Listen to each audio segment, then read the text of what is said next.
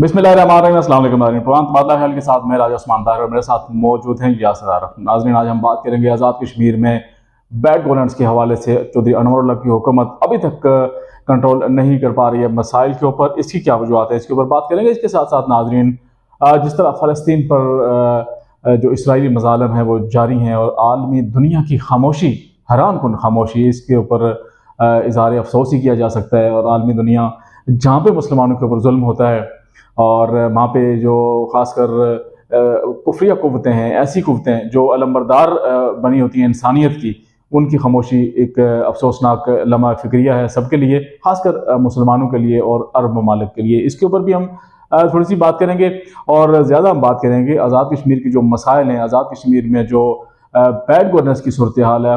चौधरी अनवर साहब अभी तक इनके ऊपर काबू नहीं पा रहे हैं और इसकी क्या वजूहत है, क्यों काबू नहीं पा रहे हैं। मसाइल जो के तू हैं। हमने एक बड़ी अहम 33 नोट का जो जगह है उसके हवाले से भी आप बात करेंगे कि लोगों ने जो बिजली के बिल हैं वो गुब्बारों के साथ बांध के वो उस पार कश्मीर को भेजे हैं। इसकी क्या हकीकत है, इस हवाले से भी बात की जाएगी। या सर, मैं आपसे ये पूछूंगा कि चौधरी अनवर साहब को कम से कम 6-7 माह का अरसा हो गया है हुकूमत में आए हुए, और इन 6-7 माह के दौरान अभी तक वो मसाइल पर काबू नहीं पा रहे हैं और मसाइल दिन ब दिन बढ़ते जा रहे हैं। और इसके साथ साथ एक नई जमात की भी शुनीद है कि आज़ाद कश्मीर में कोई नई जमात जो है उसकी बुनियाद रखी जा रही है। और चौधरी अनवर साहब काफ़ी लोगों को ये कह रहे हैं कि मुझे जिम्मेदारियाँ दी गई हैं, बड़े अहम लोगों की जान से जिम्मेदारी दी गई है और मुझे कहा गया है कि एक नई जमात की बुनियाद रखी जाए। तो क्या आप क्या समझते हैं कि इन बातों में कहाँ तक हकीकत है और जो मसाइल हैं वो उनके ऊपर काबू क्यों नहीं पाया जा रहा है? बहुत शुक्रिया उस्मान साहब। सबसे पहले तो हम बात करेंगे आज़ाद कश्मीर के अंदर जो इस वक्त गवर्नेंस है, गवर्नेंस का जो बुरा हाल है, जो बदतरीन सूरत हाल है, उसके ऊपर हम बात करेंगे। आपने आज देख लिया और ये क्लिप भी शायद नाजरीन ने हमारे अगर देख पाए कि 33 नोट जो हमारा LOC का पॉइंट है, 0 पॉइंट है हजीरा के अंदर, वहां पर लोगों ने गैस वाले गुब्बारों के साथ अपने बिल्लात बांध कर उन्हें पार के मकबूजा पुंछ जो इंडियन ऑक्युपाइड पुंछ है उसके अंदर उन्होंने भेजा है।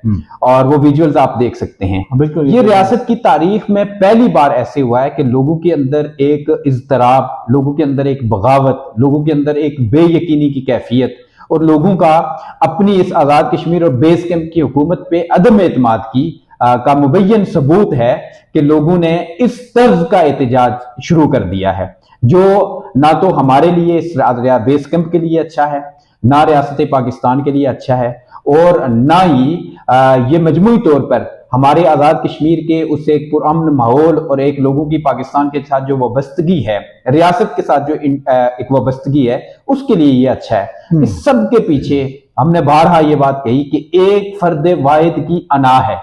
ये रियासत फर्द वाहिद की अना की भेंट चढ़ी हुई है। आज 6.5 माह तकरीबन होने को हैं।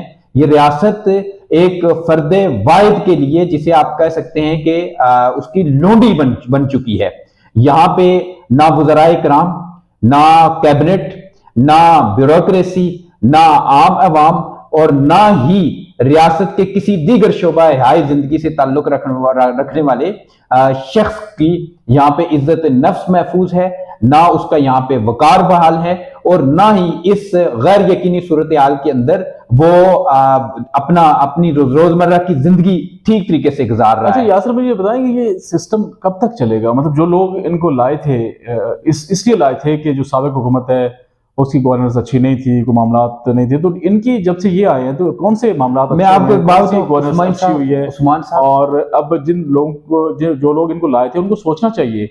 और अभी तक देखें वज़रा के पोर्टफोलियोज तकसीम नहीं हो सके। फ़र्द वाहिद एक शख्स है जो पूरे निज़ाम के ऊपर बैठा हुआ है और वो भी निज़ाम भी उसे कंट्रोल नहीं हो पा रहा है। दिन ब दिन मसाइल बढ़ते जा रहे हैं। बिजली बिल्लात के मामला जो हैं वो अभी तक लोगों के मसाइल हल नहीं हो सके हैं। आटे का जो बहरान है वो अभी तक जूं का तू है। इसके अलावा बहुत सारे ऐसे मसाइल हैं और ख़ासकर रियासत तरक्याती काम जो है आज़ाद कश्मीर में वो कुछ नहीं हो पा रहे हैं और काफ़ी लोगों के गिले शिकवे हैं कि तरक्याती काम हमारे जो हैं वो अभी तक उनके लिए फंड्स का इजरा नहीं हो सका है। और एक ख़ास बात और है इसमें यासर के, जो साबिक़ वज़ीर-ए-आज़म सरदार तनवीर इलियास साहब ने जो तरक्याती काम, जो सड़कें या दूसरे जो प्रोजेक्ट्स थे जो दिए थे लोगों को, उनके जो फंड्स हैं वो रोक लिए गए हैं। ये एक बड़ी अहम बात है और ये इसमें तो सरासर इंतकाम की बू नजर आ रही है। और मेरे ख्याल से कम जो तरक्याती काम लोगों के, जिस तरह सड़क का कोई काम हो गया या जिस तरह पानी का कोई स्कीम हो गई या और कोई इस तरह की स्कीम है, उनके फंड्स जो है तरक्याती फंड्स, मैं समझता हूँ ये हुकूमत को ये रोकना बिल्कुल नहीं चाहिए था। बिल्कुल ऐसे ही आपने जो बात की ना कि गुज़िश्ता हुकूमत के बारे में जो कहा गया, अनवार सरकार ने अल्हम्दुलिल्लाह अपने इन 6.5 माह के अंदर, इस दौर के अंदर उनकी जो हुकूमत है, जो उनकी गवर्नेंस है, उससे एक चीज साबित कर दी है कि पिछली जो गवर्नमेंट थी उसके ऊपर जो भी इल्जामात थे, जो कुछ भी एलिगेशन, तो जो कुछ उसके बारे में कहा जाता था, वो सरासर झूठ का पलंदा और अनवार अल हक साहब के अमल से साबित हुआ। ये किसी ने बाहर बैठ के उसके ऊपर तबसरा नहीं किया, तज्जिया नहीं दिया कि अनवार अल हक साहब की जो परफॉर्मेंस है उसने अवाम को, रियासत के एक एक शख्स को यह चीज बावर करवा दी कि जो शख्स रिप्लेस करके लाया गया था वो इंतहा दर्जे का नालायक भी है, नाअहल भी है, वो इंतकामी भी है, उसके अंदर एक, जिसे आप कह सकते हैं कि एक महदूद सोच का मालिक भी है, और वो इस मनसब का कतई नाअहल नहीं था कि जिस मनसब पे उसे बिठाया गया। तो ये पहली बात, ये लाने वालों को सोचना चाहिए ना। आप देखें मैं 6 माह का अरसा बड़ा अरसा होता है, 6 माह के अरसे में बहुत सारा कुछ सामने आ जाता है और इनकी नाअहलियां आहिस्ते आहिस्ते सामने आती जा रही हैं। जिस तरह तरक्याती कामों का ना होना, लोगों के मसाइल जो के तो हैं, तो ये इससे बड़े मतलब और क्या करेंगे लोग। उस्मान साहब आपने दुरुस्त इशारा किया, जो लाने वाले लोग हैं ना, वो किसी को जब लाते हैं ना तो वो एक हद तक उसके साथ चलते हैं, उसे फेवर देते हैं। उनकी एक लिमिट्स हैं, उनका एक डिसिप्लिन है, उनका एक दायरा कार है, और यकीनन नहीं अब तक वो लिमिट्स खत्म हो गई है ना। बिल्कुल, अब तक वो इस चीज के बारे में ये अज्यूम कर चुके हैं, वो अपने मुशाहदे, तजर्बे और डायलॉग्स और दीगर जितना भी हो सकता है उन्होंने अपना जोर लगाने के बाद वो यकीनन इस नतीजे पे पहुंच चुके होंगे कि हमने जो ये तजर्बा किया, ये तजर्बा कतई कामयाब नहीं था, ये फैसला हमारा दुरुस्त नहीं था, और वो एक लिमिट से आगे वो नहीं जाते। यकीनन उसमें भी शायद अंदाजा है हमारा, ये हम कह सकते हैं माजी के तजर्बात की रोशनी में, कि वो मजीद इन्हें एक्सक्यूज नहीं करेंगे और मजीद वो इन्हें जो है ना इतनी खुल नहीं देंगे अनवार साहब को कि वो जो अपनी मर्जी से वन मैन शो किए फिरे करते फिरें। दूसरी जो बात आपने कही, सबसे पहले अनवार सरकार ने कैबिनेट में ताखीर की, उसके बाद वज़राए हुकूमत को पोर्टफोलियोज देने में ताखीर की, फिर ब्यूरोक्रेसी जो तीसरा किसी गवर्नमेंट के अंदर एक बड़ा जिसे आप कह सकते हैं बैकबोन की हैसियत रख रहा होता है, ब्यूरोक्रेट्स की उन्होंने तजलील की, मातहतों के सामने उनकी तहकीर की, कहा कि मैं सिस्टम को दुरुस्त कर रहा हूं। आज तक 6 माह के अंदर उस्मान साहब को एक ब्यूरोक्रेट बता दें जिनने कहा था कि मैं करप्ट लोगों का ये कर लूंगा वो कर लूंगा, उनमें से किसी एक को सजा दी गई, किसी के ऊपर चार्ज किया गया। परसों आपने भी एक देखा होगा 11 मीडिया कोऑर्डिनेटर एक इलाके में तैनात किए गए हैं, अंदाजा कर। अच्छा, ये भी एक दिलचस्प बात है उस्मान साहब, ये जो 11 मीडिया कोऑर्डिनेटर उन्होंने तैनात किए, क्या जो मुझे चीज समझ आ रही है, जो साबिक प्राइम मिनिस्टर हैं सरदार तनवीर इलियास खान साहब, उनका सोशल मीडिया क्योंकि बहुत ज्यादा एक्टिव है और वो फंक्शनल है, इस वक्त आजाद कश्मीर के अंदर उसकी एग्जांपल दी जा रही है सारी पॉलिटिकल जमातों के अंदर, तमाम सेक्टर्स के अंदर। अच्छा, उनके सोशल मीडिया विंग ने बड़ा दिलचस्प काम शुरू किया और ये बड़े पते का काम था कि उन्होंने सिर्फ उनकी दौरे इक्तदार की जो परफॉर्मेंस थी उसको अच्छी तरह विजुअल्स के अंदर, सोशल मीडिया स्लाइड्स के अंदर वो उसको अच्छे तरीके से एक्सप्लॉइट करना शुरू किया और सादा और आम सी उनकी परफॉर्मेंस उन्होंने देना शुरू किया है। उस परफॉर्मेंस के सोशल मीडिया पे वायरल होने के नतीजे ये हैं कि अनवार अल हक साहब मुकम्मल तौर पर हवास बाख्ता हो चुके हैं। पहले आपको याद है कुछ रोज पहले उन्होंने प्रेस कॉन्फ्रेंस के अंदर ये बात कही थी कि मैं सवाल ही नहीं पैदा होता मैं सोशल मीडिया के ऊपर सरकार का पैसा लगाऊं, सोशल मीडिया के ऊपर मैं सरकार के वसाइल लगाऊं, ये नहीं हो सकता। बड़े उन्होंने कस्में और दावे और वादे किए थे।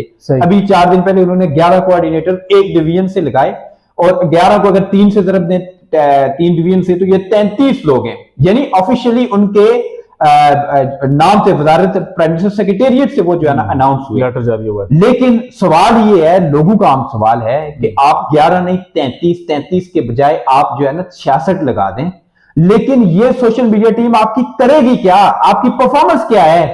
आप क्या बता रहे हैं? पीआईडी रोजाना की बुनियाद पर आजाद कश्मीर के अंदर प्राइम मिनिस्टर आजाद कश्मीर की एक स्टेटमेंट दे रही है, उस स्टेटमेंट के अंदर भी कौमी सतह के इश्यूज पे, कश्मीर के इशू पे, जनरल इशू जो 70 साल से हमारी लीडरशिप के अंदर जबान ज़द-ए-आम होते हैं, उनके अलावा आपको कुछ परफॉर्मेंस देखने को नहीं मिलती। परफॉर्मेंस वाकई उनकी अभी तक जो है ना वो इंतहाई खराब है। अच्छा, इसके साथ साथ ये शुनीद है कि एक नई सियासी जमात की बुनियाद रखी जा रही है आज़ाद कश्मीर में। जो पाकिस्तान की सियासी जमातें हैं जिनकी रजिस्ट्रेशन थी आज़ाद कश्मीर में, वो तो मनसूख हो चुकी है। तो अब एक नई सियासी जमात की बुनियाद रखी जा रही है और वज़ीर-ए-आज़म साहब बुबांग दौल कह रहे हैं कि इसकी, मुझे कहा गया है कि इसकी नई सियासी जमात की बुनियाद आप रखें। काफ़ी लोगों से उन्होंने इसका इज़हार भी किया है और वो कह रहे हैं कि जो पाकिस्तान तहरीक-ए-इंसाफ को फारूक ब्लॉक के जो लोग थे वो सारे के सारे उनके साथ हैं और वो जैसे ही नई जमात को अनाउंस होती है तो वो सारे उनके साथ उस नई जमात का हिस्सा बन जाएंगे। पहले हमने सुना कि ये बैरिस्टर सुल्तान महमूद साहब के जरिए, जो सदर रियासत हैं, उनके जरिए नई जमात की बुनियाद रखी जा रही है। अब दोबारा सुनने में ये आ रहा है कि नहीं, चौधरी अनवर हक साहब जो है वो इसके बानी बनने जा रहे हैं। आप नहीं, ऐसे नहीं है। मैं आपको बात, तो जो ऊपर की बात कह रहे हैं ना, कहीं से कहा गया, अनवार साहब ने ये अपने सर्कल के अंदर कहा है, तो ये अनवर हक साहब की एक पुरानी वारदात है जो वो मालकों का एक लफ्ज भी इस्तेमाल करते हैं। तो वो हमेशा उनको दिखा के उनकी अपनी जबान, उनके पाँव में अपना पाँव रख के जो है ना, उनकी जबान इस्तेमाल करके ये लोगों को मैनेज कर रहे होते हैं, ये लोगों को मैसेज दे रहे होते हैं। लेकिन नई जमात का जो ऊपर से ये उन्होंने दावा किया, इसके अंदर कोई हकीकत नहीं है। अच्छा। ये उनकी अपनी ख्वाहिश थी अपने इक्तदार को दबाम देने के लिए कि मैं अगले 3 साल पूरे करूं, मुझे एक पार्टी के अंदर लाके लोगों को 28 लोग दिए जाएं ताकि उस खोटे के साथ इन्हें मैं बांध के मैं इन्हें हाँकता रहूं 3.5 साल। लेकिन वो काविश उनकी नाकाम रही। मतलब आपका तमाम नई जमात नहीं बनने जा रही अभी तक जो है ना, उसकी चीजें जो है ना बिल्कुल हैंग है। कोई फाइनल नहीं हुई। देखें, गुज़राए हुकूमत ने मुखालफत कर दी। उन्होंने मुक्तदर हल्कों को यह बात कही कि जब हम पीटीआई का हिस्सा थे तब भी हमने कभी इदारों से बाहर जाके हमने कोई अपने बाहर नहीं गया, मैं जो कहा गया हमने वो किया जब खान भी थे। तो अब भी हम इनकार नहीं करते रियासत के वसी तर मफाद में जो हमें कहा जाएगा, लेकिन हमें अनवर हक जैसे नाअहल शख्स कि जो पहले ही वजीर आजम बना के हमें आपने एक अजाब पे चला दिया, इस शख्स के साथ मजीद एक पार्टी बना के एक और हमें अजियत से का शिकार न करें, हमें एम्बेरस न करें। सब वज़राए हुकूमत ने उसके ऊपर मुखालफत की है। जो जबर करने की कोशिश करवा रहे थे अनवार साहब, उसमें वो मुकम्मल तौर पे नाकाम हुए हैं। बैरिस्टर साहब ने नई पार्टी की जिम्मेदारी लेने से माजरत कर दी है और ताज़ा इतलात ये हैं कि आइंदा 24 घंटों के अंदर पोर्टफोलियोज दिए जा रहे हैं। और कल जब बात चली, अनवर हक साहब ने इसके बीच में बहुत सारे फार्मूले दिए हैं, 2-3, उसके ऊपर हम नेक्स्ट प्रोग्राम में बात करेंगे क्योंकि वो स्पेसिफिक टॉपिक ही वही है। इसके अलावा तमाम में उन्हें नाकामी। इसके अलावा वैसे भी एक जमात जो है वो बन रही है, तहरीक इस्तेकाम पाकिस्तान पार्टी जो है, तहरीक इस्तेकाम पाकिस्तान पार्टी, उसकी बुनियाद भी रखी जा रही है आज़ाद कश्मीर में। सरदार तनवीर इलियास साहब ने मेरे ख्याल से रजिस्ट्रेशन के लिए रब्ता भी कर लिया है। रजिस्ट्रेशन हो गई है आपकी इतलात? मेरे पास इसकी इतलात नहीं है कि उसकी रजिस्ट्रेशन के हवाले से क्या प्रोसेस हुआ है, लेकिन इस्तेकाम पाकिस्तान पार्टी कोई आज़ाद कश्मीर के अंदर सिर्फ सरदार तनवीर इलियास खान साहब की पार्टी नहीं है। ज़ाहिर है पाकिस्तान के अंदर इमरान खान को लाने वाले जो कदावर लोग थे, अलीम खान, जहांगीर तरीन, जिन्होंने जो क्रेडिट लेते हैं कि इमरान खान की पाकिस्तान के अंदर गवर्नमेंट उन्होंने बनाई थी, और इसी तरह आज़ाद कश्मीर के अंदर उस वक्त जो गवर्नमेंट बनी थी पीटीआई की, तो उसका क्रेडिट डेफिनेटली सरदार तनवीर इलियास खान साहब लेते हैं और है भी, हकीकत भी है, लोग भी कहते हैं और सारी लीडरशिप मानती भी है।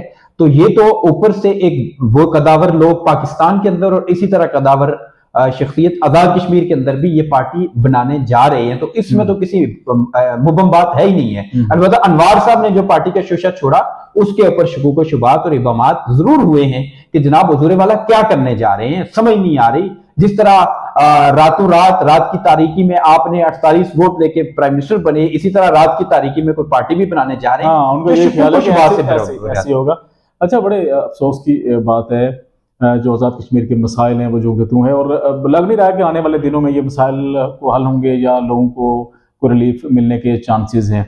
नाज़रीन, आपको बताते चलें कि जिस तरह इसराइल और फ़लस्तीन की जंग जो है वो बहुत, गज़ा जो है वो लहू है और इंतहाई जुल्म हो रहा है फ़लस्तीन के शहरियों के ऊपर, फ़लस्तीन के लोगों के ऊपर, और इसके ऊपर आलमी दुनिया की जो खामोशी है वो बहुत ही अफसोसनाक है। और ख़ासकर वो लोग जो इंसानियत के अलंबरदार बनते हैं, कहीं भी जुल्म होता है तो वो उठ के खड़े हो जाते हैं, लेकिन इसके खिलाफ अभी तक आलमी दुनिया की खामोशी बहुत अफसोसनाक है। और मुसलमानों का जो खून है वो उसकी यही समझे जा रहे हैं उसकी कोई कीमत नहीं है, और इसीलिए ये जो जुल्म है ये बढ़ता जा रहा है। लेकिन हमारा तो ईमान है कि जुल्म जितना बढ़ता है तो मिट जाता है। इंशाअल्लाह ताला इसराइल इस दुनिया के नक्शे से मिटेगा और जुल्म मिटेगा। क्या कहेंगे आप? बिल्कुल ऐसे ही है। देखिए गजा के अंदर जो हुआ ये आज की जुल्म और बर्बरियत तो नहीं है ना, और ये मसला भी किसी सिर्फ गजा या फलस्तीन वालों का नहीं है, ये पूरी मुस्लिम उम्मा का मसला है। लेकिन इसके ऊपर पूरी मुस्लिम उम्मा की खामोशी जो है ना, मुजरिमाना खामोशी, ये सवाल जरूर उठा रही है कि जो खुद को एक जिस्म की मानित करार दे रहे होते हैं, उनकी तरफ से इस इतने बड़े जुल्म के खिलाफ बच्चों और उसके ऊपर जो असलियत इस्तेमाल की इजराइल ने उसके ऊपर अरब ममालिक हैं उनकी जो खामोशी है, मुजरिमाना खामोशी, यासर बहुत अफसोसनाक। एग्जैक्टली ऐसी है। और इसराइल है कितना सा, अगर अरब ममालिक वो माशी लिहाज से उसके साथ अपना नाटका बंद करें और वो एक स्ट्रॉन्ग मैसेज दें, ये पूरे अरब ममालिक के दरमियान गिरा हुआ है। अरब ममालिक अगर इसके रास्ते बंद कर दें तो एग्जैक्टली बात है। लेकिन सारे इस्लामिक ममालिक ने तकरीबन अपनी खुददारी और अपनी, जिसे आप कह सकते हैं कि एक मुस्लिम उम्मा के हवाले से अपना दर्द को उसको गिरवी रख दिया है। अपने मफादात के इवज जो है ना इसराइल के साथ उन्होंने अपने ताल्लुकात बरकरार रखे हुए हैं, और वहां के मजलूम और महकूम मुसलमानों के लिए आवाज उठाने के लिए कोई भी तैयार नहीं है। एहतजाज तक बाद ममालिक के अंदर इस बार नहीं की, और ये जो बेहिसी है दरअसल ये हमारे लिए किसी बड़ी तबाही का पेश खैमा होगी। क्यों कि तारीख गवाह रही है कि जब आप जुल्म के खिलाफ ना हथियार उठाते हैं, ना जुबान से बोलते हैं, बल्कि दिल में भी बुरा तक जो ईमान का आखिरी हिस्सा है उस पर भी जब आपकी मुजरिमाना खामोशी होती है, तो फिर कुदरत अपने फैसले मुसल्लत करती है। और कुदरत का एक निज़ाम है, अल्लाह का एक दस्तूर है कि जब तुम मेरे लिए मेरे आवाज के लिए, मेरे इंसानियत के लिए आप आवाज नहीं उठाएंगे, तो वो मैं एक नई कौम लेके आ जाऊंगा और मैं बदल दूंगा। और ये हालात मुस्लिम उम्मा के साथ चल रहे हैं, लेकिन बेइसी और ये खामोशी हम सब के लिए सवालिया निशान है। इंतहा हो चुकी है। यासर आपका बहुत बहुत शुक्रिया। नाज़रीन, हम आइंदा अपने आने वाले प्रोग्राम में आज़ाद कश्मीर की जो ताज़ा तीन सूरत हाल है और उस पर आपसे मज़ीद जो तबादला ख्याल करेंगे। इसके साथ साथ जो चौधरी अनवारुल हक साहब की बैड गवर्नेंस का सिलसिला चल रहा है, इसमें मज़ीद कुछ अहम चीज़ें हमारे पास पहुँची हैं, वो हम अगले प्रोग्राम में आपसे शेयर करेंगे। तब तक अपना दोस्तों रिश्तेदारों का ख्याल रखिएगा। नाज़रीन, खुदा हाफिज़।